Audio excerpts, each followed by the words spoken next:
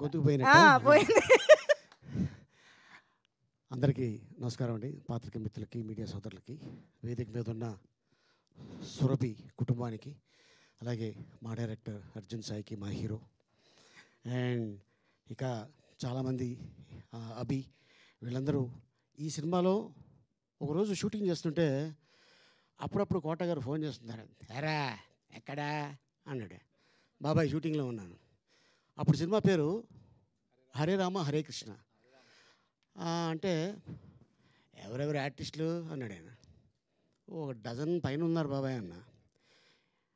నన్ను పెట్టుకోలేదేంటి అన్నాడు ఆయన.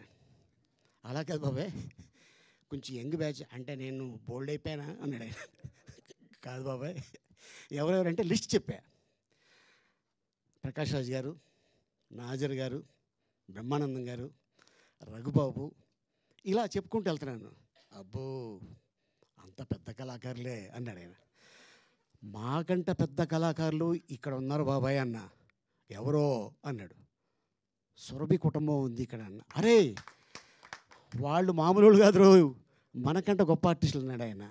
అంటే అంత గొప్ప ఆర్టిస్ట్ అయి ఉండి వీళ్ళ గురించి ఆయన పొగడాడంటే ఇది మామూలు విషయం కాదు. ఎందుకంటే సినిమాలో చేసేది వేరు, వేదిక మీద చేసేది వేరు. సినిమా బాగాలేదంటే వన్ మోర్ కట్, లేదంటే ఇంకో వన్ మోర్. బట్ వేదిక ఆ చివరిలో కూర్చున్న వ్యక్తికి కూడా వినిపించాలి. అందుకే వీళ్ళు గట్టిగా మాట్లాడటం అలవాటు.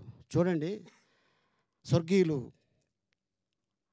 మన ప్రకాష్ రెడ్డి గారు, జయప్రకాష్ రెడ్డి గారు, ఆయన గట్టిగా మాట్లాడతాడు సీన్లో. ఎందుకంటే అలవాటు వాళ్ళకి ఆ స్టేజ్ మీద చేసి. అలాగే కొండవలసి గారు, ఆయన కూడా ఇక్కడ మాట్లాడితే ఆల్మోస్ట్ ప్యారడైజ్ దాకా వినపడుద్ది. ఎవడో చూడు పక్కన ఎవరో నడుస్తున్నాడు, లేసా ఇక్కడ కాదండి అది ఫిలిం నగర్లో ఉన్నాడు ఆయన అని. అయ్యి బాబు ఇంత సౌండ్ ఉంది ఏంటి అని. అట్టాగా అలా వచ్చిన కళాకారులు ఎంతోమంది ఈరోజు ఇండస్ట్రీలో ఎదిగారు, పేరు సంపాదించుకున్నారు, ఎన్నో అవార్డులు సంపాదించుకున్నారు, ఎంతో మంచి పేరు తెచ్చుకున్నారు. అలాగే గ్రేట్ అక్కినేని నాగేశ్వరరావు గారు అలాగ వేదిక మీద ఒక సీన్ చేస్తున్నప్పుడు చూసి, గెటప్ కూడా ఆయన లేడీ గెటప్ తోటి డ్రామా చేస్తే చూసి మెచ్చి అప్పుడు ఇండస్ట్రీలోకి వెళ్ళటం జరిగింది. ద గ్రేట్ నందమూరి తారక రామారావు గారు. అలాగే ఎంతోమంది నటులు